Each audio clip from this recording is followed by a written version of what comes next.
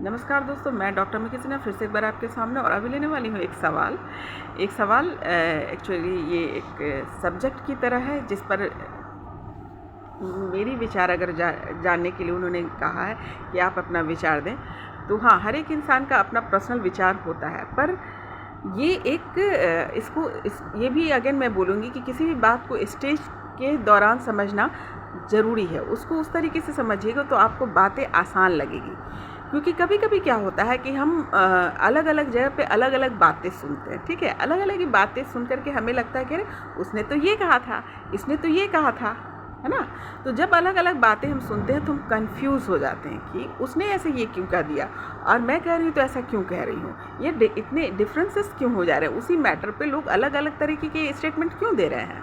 उसकी reason stage होते हैं। स्टेज के कारण जो है एक व्यक्ति सभी को उस हर एक स्टेज से गुजर कर ही ऊंचे स्टेज पे पहुंचना होता है, पर जब जिस स्टेज पे होता है उसी स्टेज पर उसकी बातें करता है ना। तो गलती उसकी भी नहीं होती है ना। वो अपने स्टेज के अनुसार बात कर रहे हैं। कोई जो है सबसे ऊंचले स्टेज पे है तो उसी लेवल का वो बात करेगा, वो नीचे स्टेज की बात नहीं करेगा। जो नीचे स्टेज पे वो ऊपर की बात नहीं कर सकता तो वो अपने स्टेज की बात कर रहा। पर देखा जाए तो सब अपनी जगह पर सही है, गलत कोई भी नहीं है ना। पर हमें जो है एनालिसिस करना आना चाहिए और हमें उसकी थोड़ी सी परख होनी चाहिए, है ना। अगर नहीं तो कोई बात नहीं, उस सब को हम रिसर्च करेंगे, समझेंगे, एनालिसिस करेंगे और इससे हम बाहर निकल सकते हैं। अब मैं आती हूँ कि ये सवाल क्या था, ये सब्जेक्ट क्या है। तो ये सवाल आया है कि क्या जो मूर्ति पूजा है या मंदिरों में जाकर हम पूजा करते हैं या घर में हम बैठ करके पूजा करते हैं, विभिन्न प्रकार के फेस्टिवल में जो हम अपना इन्वॉल्वमेंट रखते हैं और भजन करते हैं, कीर्तन करते हैं, दान करते हैं, पुण्य करते हैं, क्या ये साधना के अंतर्गत नहीं आता है? इसे साधना नहीं बोलते? क्या इससे परमात्मा नहीं मिलेंगे या ये ईश्वर की राह नहीं है?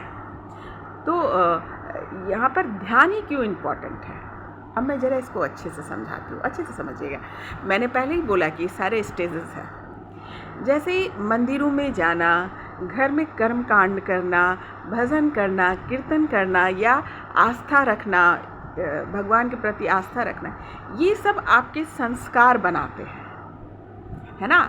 जाने अनजाने में क्या होता है, हम दरअसल सब जगह भगवान बैठे हुए तो नहीं होते, पर क्या होता है कि आपको ये फील आना कि वहाँ पे भगवान बैठे हुए हैं और उसकी वजह से क्या होता है, आप कितने भी कृपण मिजाज के क्यों ना हो, कितनी भी गलतियाँ आपने क्यों नहीं की हो, पर जब आप अपने पूजा स्थल या ईश्वर स्थान पे जाते, वहाँ भगवान के स्थल पे जाते हैं या मंदिर जाते हैं, तो आपका मन जो है कन्फेस करता है, बोलता है ना कि अरे मुझसे गलती हो गई प्रभु, मुझे माफ़ करना, या वहाँ जाकर जो है आप जो है सत्य बोलने लगते हैं।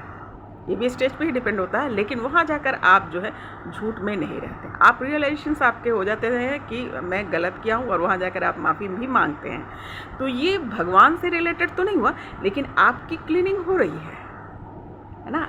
आप भजन गा रहे हैं, कीर्तन गा रहे हैं या फिर कर्म कांड ही कर रहे हैं, लेकिन आपकी सोच तो सात्विक है ना। आपकी सोच सात्विक हो रही है, उस तरफ झुकाव हो रहा है।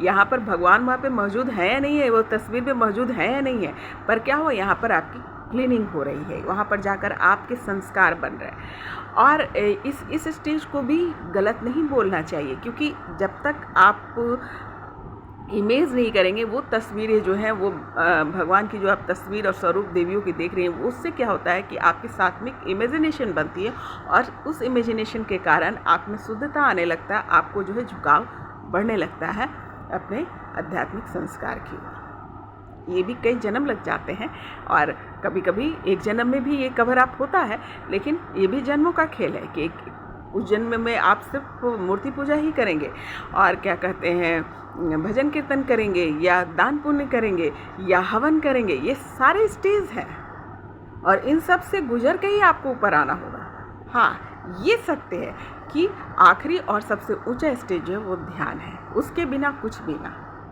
ये सिर्फ आपके जो है वहाँ तक पहुँचने के जो है सीढ़ियाँ हैं, एक ना एक दिन उन्हें छोड़ना हो, क्योंकि जो चीज़ मूर्ति पूजा या फिर आप जो कर्म कांड कर रहे हैं वहाँ पे कुछ भी नहीं रखा सिवाय इसके कि आपके इंटरनल शुद्धि हो रही है और आपके संस्कार बन रहे हैं। पर उस प्रक्रिया से आप वाकई में ईश्वर को प्राप्त नहीं कर सकते, या परमात्मा का ज्ञान आपको नहीं हो सकता, आत्मा का ज्ञान नहीं हो सकता। आत्मज्ञान की प्राप्ति के लिए आपको हर हाल में जो है ध्यान में उतरना होगा। अपने आप से जुड़ना होगा, अपने आप के अंदर झांकना होगा। ये प्रक्रिया सबसे ज़रूरी है और इसके बिना वाकई में आपकी जो आखिरी स्टेज जो है आपकी मुक्ति या मोक्ष नहीं है। ध्यान ही राह है मुक्ति और मोक्ष का, ये सत्य है। पर जैसे आपने कहा कि बहुत लोगों ने कहा कि ये नहीं करना चाहिए, वो स्टेज है, अपने आप वो छूटता चला जाएगा। अगर आपने मेरा विचार पूछा है तो मैं भी ये बोलूँ कि मेरे संस्कार भी वहीं से बने हैं।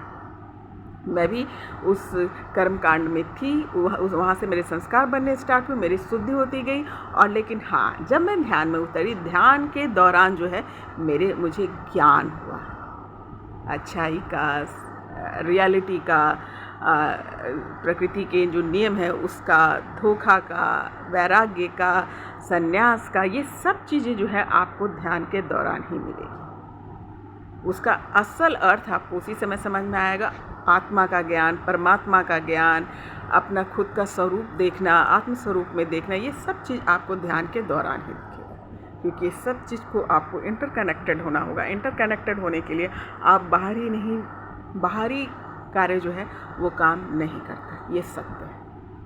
आपके स्टेज हैं, पहले स्टेज में आप मूर्ति पूजा करेंगे, बाहर मंदिर भागेंगे, इधर जाएंगे, उधर जाएंगे, संस्थान में जाएंगे, विभिन्न प्रकार के, और एंड ऑफ द डे आपको बैठ करके खुद के अंदर आ जाना। और जब आप अंदर आ जाते हैं तभी आपको आत्मा और परमात्मा का ज्ञान होता है। ये आखिरी स्टेज है, पर गलत कुछ भी नहीं है।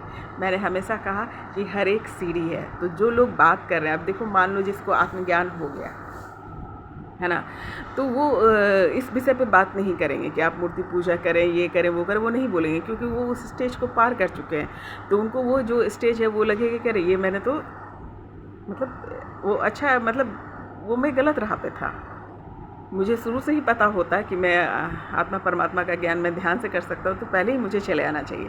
तो बहुत प्रकार के विचार सबके आ जाते हैं। जैसे जैसे स्टेज बढ़ता है, विचारों में भी बदलाव आ जाता है।